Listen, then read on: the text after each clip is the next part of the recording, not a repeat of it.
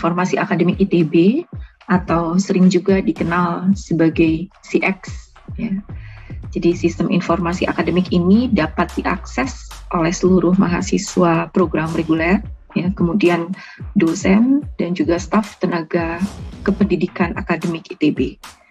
Ya, setiap mahasiswa, dosen ataupun staf akademik, staf pendik akademik itu akan diberikan akun ya untuk bisa masuk, bisa login ke halaman Sistem Informasi Akademik. Ya. Nah, sebelumnya Sistem Informasi Akademik ITB ini ya dapat dibuka melalui alamat link berikut ya, jadi akademik.itb.ac.id. Dan ini adalah halaman saat adik-adik mahasiswa masuk ke dalam link berikut ya. Nah, ini sebelum login sudah ada informasi yang bisa diperoleh ya dari halaman ini ya. Jadi kalau kita lihat di sisi kiri ini terdapat jadwal ya. Ini adalah jadwal dari kegiatan akademik terdekat ya. Jadi misalnya di sini ada pengisian rencana studi oleh mahasiswa untuk semester 1 atau semester ganjil tahun ajaran 2021-2022 yang mana akan dibuka ya, mulai dibuka pada tanggal 16 Agustus tahun 2021 ya, itu pukul 8 dan ini adalah berakhirnya. Jadi berakhirnya tanggal 19 Agustus jam 23.59 ya. Nah, jadi adik-adik tidak ada alasan untuk tidak mengetahui jadwal ya, jadwal-jadwal dari kegiatan akademik di ITB begitu ya. Nah, kemudian selain itu di sisi kanan di sini terdapat berita ya, berita-berita seputar kegiatan akademik yang kami rasa perlu disampaikan ya melalui halaman Sistem Informasi ini ya. Dan kemudian di sisi kiri bawah ini adalah informasi tentang kalender pendidikan selama 1 tahun ajaran ya, yang dapat diunduh. Ya, jadi adik-adik ataupun orang tua ya bisa mengunduh kalender pendidikan selama 1 tahun ajaran seperti itu ya. Nah, kemudian setelah itu adik-adik bisa login ya untuk mengetahui ada aplikasi apa saja di dalam Sistem Informasi Akademik ini. Login ya, dan ini adalah tampilan ya, di mana di sisi kiri ini adalah login untuk pemilik ITB Network Account atau INA ya, dan di sisi kanan ini adalah jika tidak memiliki akun INA gitu ya. Nah, seluruh mahasiswa ITB akan diberikan akun INA ya, yang merupakan SSO atau single sign on ya. Jadi akun itu bisa digunakan untuk mengakses berbagai aplikasi pendukung di ITB, termasuk salah satunya adalah Sistem Informasi Akademik atau CX gitu ya. Jadi nanti klik di sini ya. Dan kemudian akan masuk ke halaman seperti ini ya, dan di sana silahkan isikan username dan password ya. Ini adalah halaman berikutnya ya dari Sistem Informasi Akademik atau CX ya, di mana terdapat beberapa aplikasi ya. Jadi aplikasi ini dari mulai kurikulum ya, kemudian ada status mahasiswa ya, kemudian keuangan atau beasiswa, kelas, rencana studi dan perwalian ya, ini penjurusan TPB, kemudian evaluasi perkuliahan atau portofolio, wisuda, dan di sini ada control panel ya. Selain ada aplikasi-aplikasi ya, pada halaman ini juga terdapat informasi-informasi yang tadi sebetulnya sebagian besar adalah sama dengan halaman ketika baru masuk ke link akademik ITB ACID. Namun ada tambahan bahwa ketika mahasiswa login ya, ada tambahan informasi yang bisa didownload oleh mahasiswa, yakni peraturan akademik ya. Jadi peraturan akademik ini baru bisa diakses atau didownload oleh mahasiswa ketika sudah login ya, sudah login dengan menggunakan akun INA. Jadi silahkan informasi mengenai peraturan akademik di ITB yang terbaru adalah tahun 2021 ya, mahasiswa agar mendownload dan kemudian membaca ya, sebagai mahasiswa harus mengetahui peraturan-peraturan akademik yang berlaku gitu. Baik, sekarang kita masuk ke setiap aplikasi yang ditunjukkan di CX. Saya mulai dengan aplikasi yang pertama, yakni kurikulum.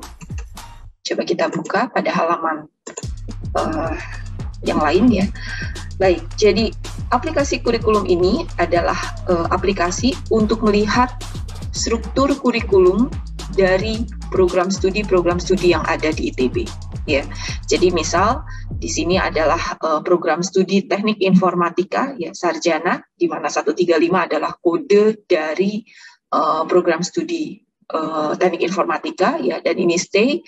Nah, jika adik-adik ingin melihat ya, jika mahasiswa ingin melihat struktur kurikulum dari program studi yang lain, maka bisa klik di sini ya, ataupun struktur kurikulum dari program studi pada fakultas yang lain. Misal ingin melihat dari FITB dan program studi teknik geologi. Ya, jadi seperti ini, gitu ya. Nah, kemudian kurikulum yang berlaku di ITB pada saat ini adalah kurikulum tahun 2019. Ya. Nah, kemudian di halaman ini juga ada informasi tujuan pendidikan dan capaian pembelajaran atau capaian lulusan dari program studi. Ya, jadi nanti setiap mahasiswa harus mengetahui tujuan pendidikan dan capaian lulusannya, begitu ya.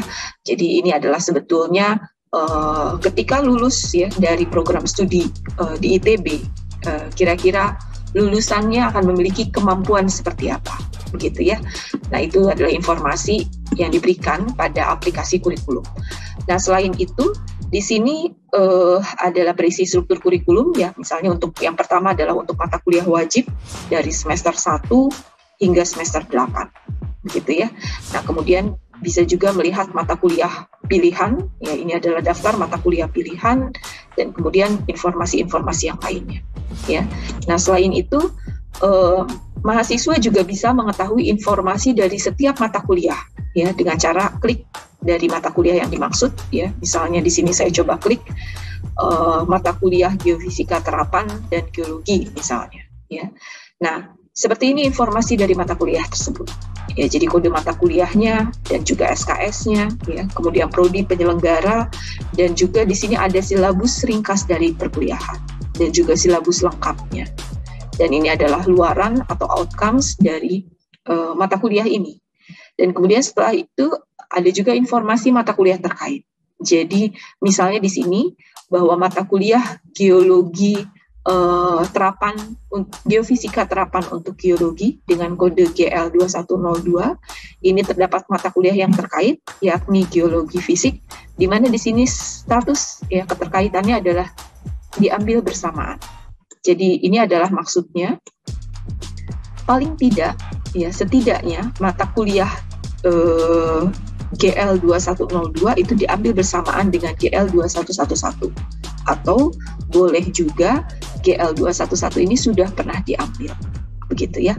Nah, jadi nanti secara sistem ya, mahasiswa akan diperiksa apakah ketika akan mengambil mata kuliah ini akan ada pemeriksaan, begitu ya, apakah mahasiswa memang sudah pernah mengambil atau mengambil mata kuliah ini secara bersamaan ya. Nah, kemudian di sini juga ada informasi panduan penilaian, pustaka, dan juga satuan acara perkuliahan. Jadi terdiri dari 16 minggu ya, minggu pertama sampai dengan minggu ke-16 ya, di mana 2 minggu diantaranya biasanya diisi dengan evaluasi ya atau ujian, begitu ya. Jadi ini adalah topik-topik dari setiap minggunya ya. Jadi itulah informasi-informasi yang dapat diperoleh ya dari aplikasi kurikulum.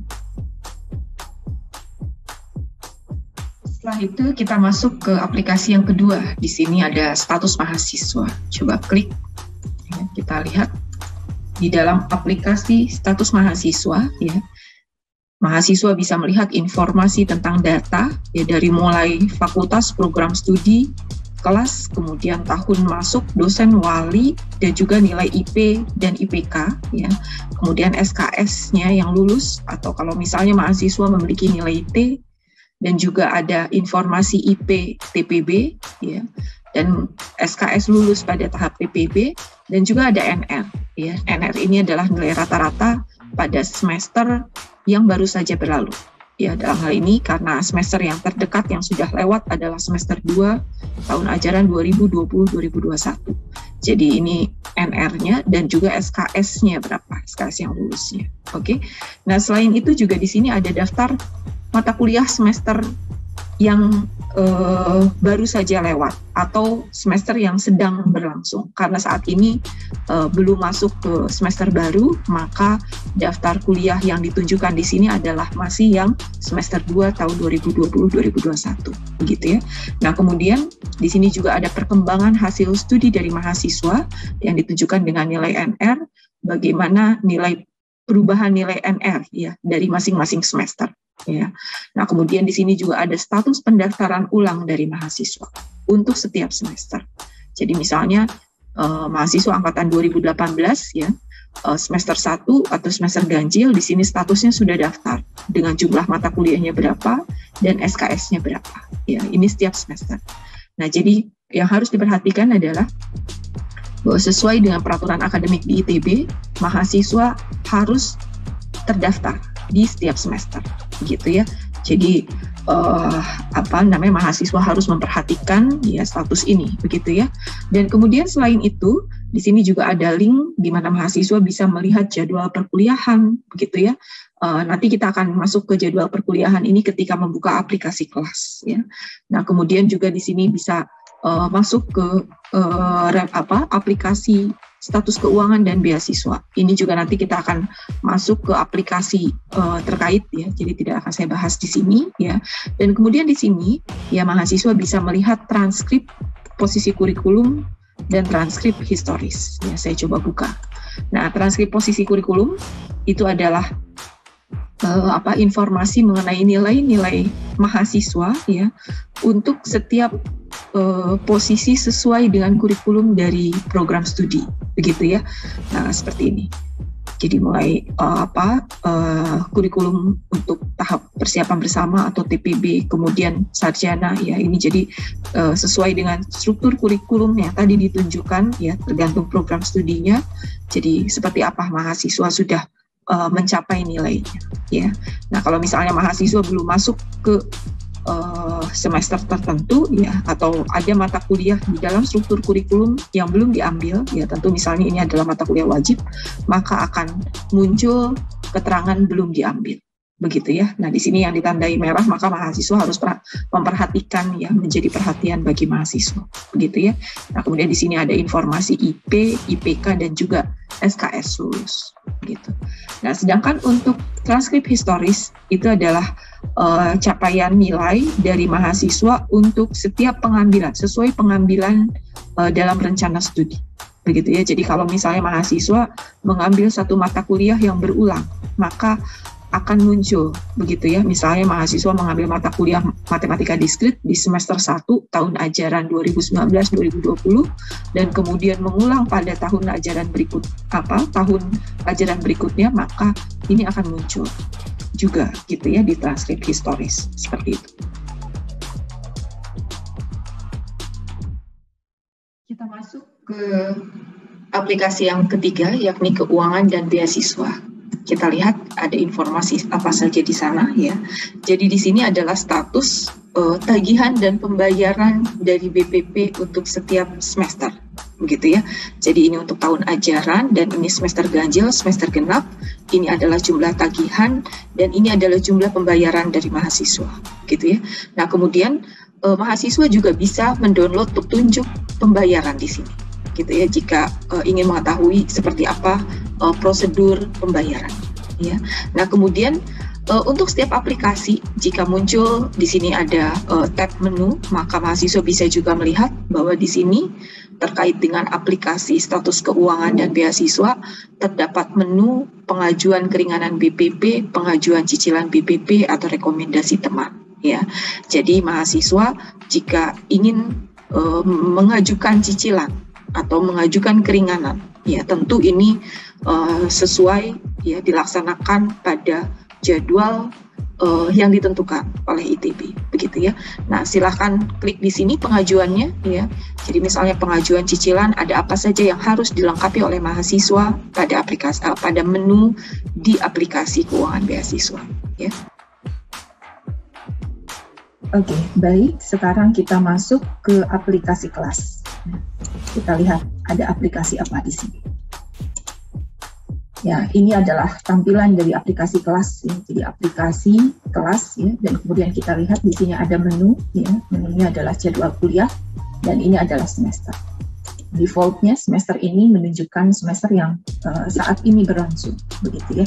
Karena sekarang adalah masa semester pendek tahun ajaran 2020-2021, maka ini adalah jadwal yang ditunjukkan untuk semester ini untuk setiap mahasiswa, ya. Nah, karena yang saya tunjukkan adalah contoh dari mahasiswa yang tidak mengambil mata kuliah di semester pendek, maka di sini tampilannya kosong, gitu ya. Nah, misalnya kita lihat bahwa untuk semester yang lalu, yakni semester 2 tahun ajaran 2020-2021, nah seperti ini. Jadi ini adalah contoh jadwal dari setiap mata kuliah atau kelas ya yang diambil oleh mahasiswa, begitu ya. Jadi setiap harinya dari bulan pertama sampai dengan bulan seterusnya untuk semester tersebut. Sekarang kita masuk ke aplikasi rencana studi dan perwalian. Jadi aplikasi ini digunakan oleh mahasiswa pada saat akan melakukan pendaftaran ulang, baik itu pendaftaran ulang di awal semester ataupun masa perubahan rencana studi. Ya. Jadi kalau mahasiswa klik aplikasi ini, maka kemudian akan masuk ke tampilan seperti ini. Ya. Di sini terdapat dua box. Yang pertama adalah untuk pilihan pengambilan mata kuliah, dan yang kedua adalah untuk pengambilan 0 SKS. Pengambilan 0 SKS diantaranya adalah jika mahasiswa misalnya melakukan kegiatan double degree atau student exchange, sehingga pada semester yang akan berlangsung, mahasiswa tidak melakukan pengambilan mata kuliah di ITB. Gitu ya. Nah, jika mahasiswa akan mengambil mata kuliah, maka pilihannya adalah yang sisi kiri. Oke, jadi ini adalah tampilan jika mahasiswa akan mengambil mata kuliah di ITB. Di sisi kiri ada data mahasiswa. Salah satunya adalah nilai NR. NR ini adalah nilai rata-rata dari capaian mahasiswa pada satu semester yang baru saja berlangsung. Ya, jadi misalnya, jika ini adalah rencana studi pada semester 1 yang akan datang, ya di sini contohnya saya ambil untuk semester 1 2020-2021, maka NR yang ditunjukkan adalah nilai rata-rata dari mahasiswa untuk semester 2 2019-2020. Dan nilai rata-rata ini akan menjadi dasar bagi penentuan beban maksimum yang dapat diambil oleh mahasiswa pada semester yang akan berlangsung, gitu ya. Jadi jika mahasiswa kemudian mengambil mata kuliah melebihi dari beban maksimum yang ditetapkan di sini, maka secara sistem akan dihalangi. Gitu. Nah, kemudian di sini ada box daftar mata kuliah. Ya, jadi mahasiswa bisa melakukan pengambilan melalui penambahan mata kuliah yang akan diambil, begitu ya. Dan kemudian di sini ada juga box percakapan dengan dosen lain. Jadi mahasiswa bisa menuliskan pesan di sini, dan jika dikirimkan ini akan muncul di halaman yang sama di akunnya dosen lain, begitu ya. Nah, kemudian di sisi kiri ini ada status pendaftaran. Ya, jadi status pendaftaran ini adalah terdiri dari tahapan status untuk pengiriman rencana studi. Jadi jika mahasiswa sudah melakukan pemilihan mata kuliah dan mahasiswa sudah menekan tombol kirim, maka nanti status di sini akan berubah menjadi hijau dan sudah, begitu ya. Dan ketika itu maka mahasiswa rencana studi dari mahasiswa akan muncul pada halaman rencana studi dari dosen wali, begitu ya. Nah, kemudian jika kemudian dosen wali melakukan persetujuan, maka pada tahap berikutnya di sini akan berubah menjadi hijau, begitu ya. Dan di sini juga ada status pembayaran, ya. Dan kemudian ada pengesahan KSM, ya. Untuk peraturan akademik yang lalu, ya, pembayaran UKT atau BPP dari mahasiswa itu akan dipertimbangkan untuk mahasiswa dapat melakukan pengesahan KSN, begitu ya. Namun untuk peraturan akademik yang saat ini, status pembayaran tidak lagi menghalangi mahasiswa untuk dapat melakukan pengesahan KSN. Gitu ya. Nah, kemudian pendaftaran ulang itu akan dinyatakan selesai jika mahasiswa sudah sampai pada tahap pengesahan atau melakukan pengunduhan KSN. Nah, sekarang kita masuk ke bagaimana jika mahasiswa ingin menambah mata kuliah. Jadi ketika klik tambah, maka akan muncul halaman seperti ini. Jadi di sini adalah muncul mata kuliah dari program studi ataupun dari program studi yang lain. Nah, siswa bisa mengambil. Nah, mata kuliah ini itu adalah mata kuliah yang dibuka oleh setiap program studi. Ya. Nah, misalnya contoh di sini mahasiswa juga dapat klik ya di bagian yang kanan, dan kemudian untuk setiap mata kuliah mungkin saja diselenggarakan secara kelas paralel. Misalnya di sini mata kuliah MB 2105 itu dibuka dalam 3 kelas paralel. Ya, setiap kelas akan ada informasi kuotanya ya, dan mahasiswa akan memperhatikan ya jika kuota ini sudah dipenuhi maka mahasiswa tidak bisa mengambil kelas yang dimaksud, begitu ya.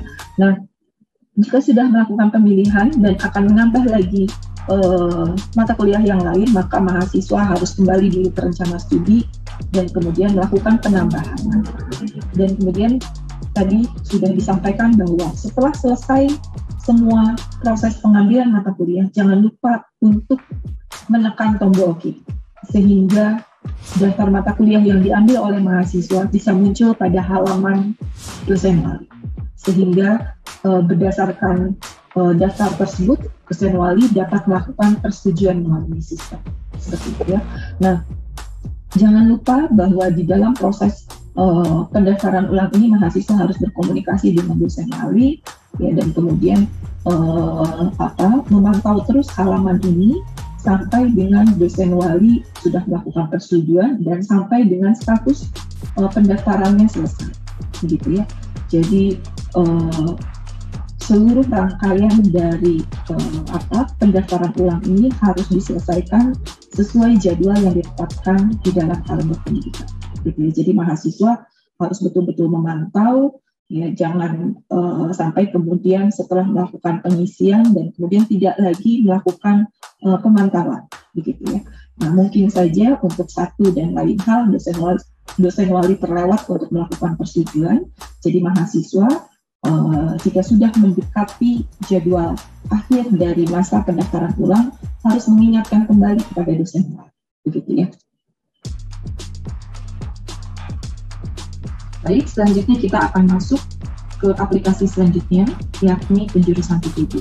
Ya, aplikasi ini khusus bagi mahasiswa PPD, ya, yang dimana di dalamnya berisi tentang pilihan minat program studi yang ingin diambil oleh mahasiswa.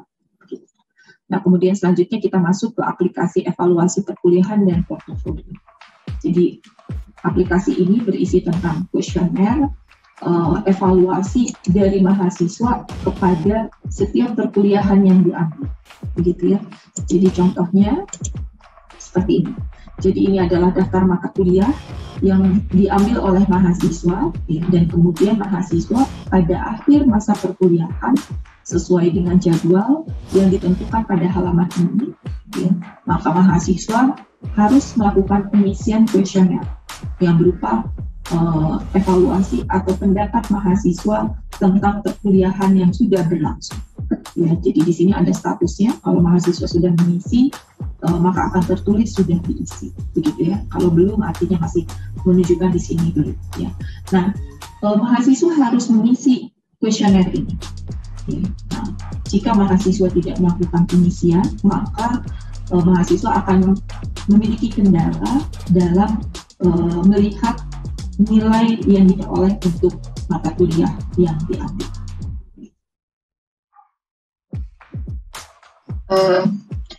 Saya tambahkan informasi mengenai kartu studi mahasiswa atau KSN. tadi disampaikan bahwa pendaftaran ulang dari mahasiswa itu dianggap selesai jika mahasiswa sudah melakukan pengunduhan KSM, gitu ya. Jadi ini adalah tampilan dari KSM mahasiswa untuk semester yang akan berjalan, begitu.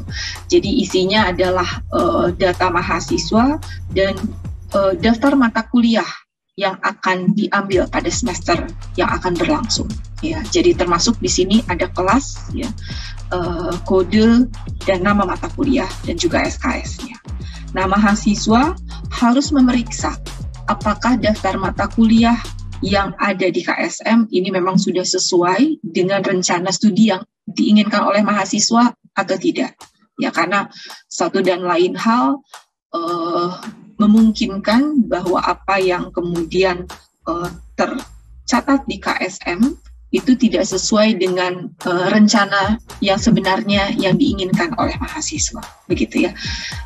Jadi kembali lagi bahwa KSM ini adalah akan menjadi dasar bahwa mahasiswa secara resmi sudah terdaftar di dalam mata kuliah yang tercatat, sehingga namanya akan muncul di dalam daftar peserta kelas dan juga nanti proses penilaian dari mata kuliah yang diambil itu dapat secara sah diadministrasikan bagi mahasiswa, seperti itu.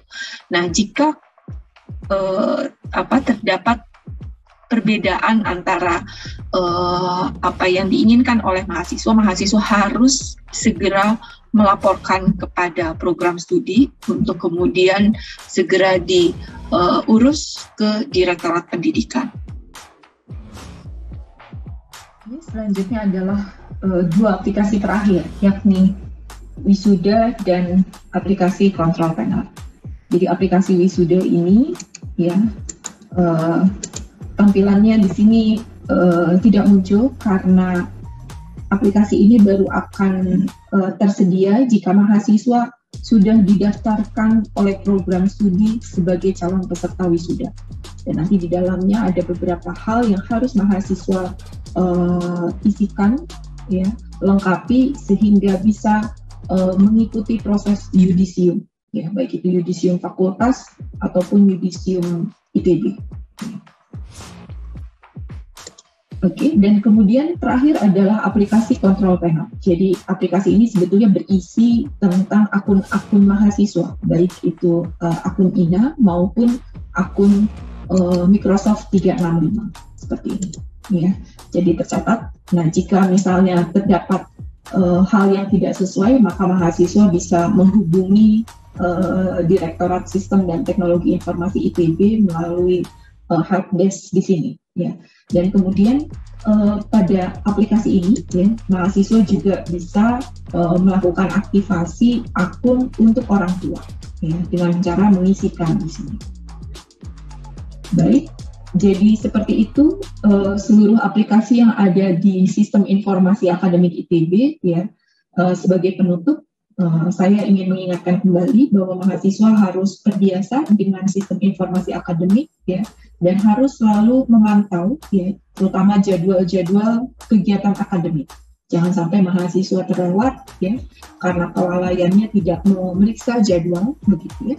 Dan kemudian juga mahasiswa harus memperhatikan berita-berita yang disampaikan dan juga ada kalender pendidikan dan juga peraturan akademik ITB, ya. Baik, semoga pembelajaran mahasiswa di ITB bisa berjalan dengan lancar.